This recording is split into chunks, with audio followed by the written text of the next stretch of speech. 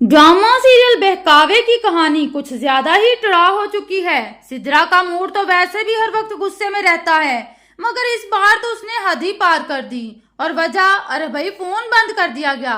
जी हाँ, जिसने फोन मुंह पर बंद कर दिया वही बंदा बड़े बड़े मोहब्बत के दावे भी करता फिरता है।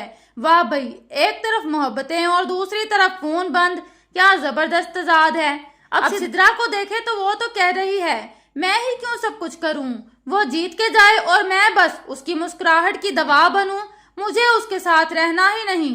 मिजाज कुछ इस तरह का हो चुका है जैसे अब पानी सर से गुजर गया हो।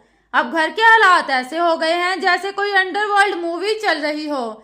लेकिन असल धमाका तब होता है जब मैदान में आती है हमारी सादगी की मूरत मगर खतरनाक बीबी सितारा। इस मोहतरमा ने सिद्रा के कान कुछ इस अंदाज में भरे हैं कि अब सिद्रा जहांगीर को दुश्मन नंबर 1 समझने लगी है। हर बार जब सिद्रा जहांगीर को देखती है तो सितारा या तो खुद उसके साथ कहीं निकल जाती है या फिर उसको किसी काम पर भेज देती है, जैसे वो कोई डिलीवरी बॉय हो। सिद्रा को अब ये बातें एक आंख नहीं भाती और वो खरी खरी सुनाकर कहती है, अब इसे घर में कदम रखने की भी इजाजत नहीं, जैसे कोई पुराना कर्जई हो जिसे गेट से ही वापस लौटा दिया गया।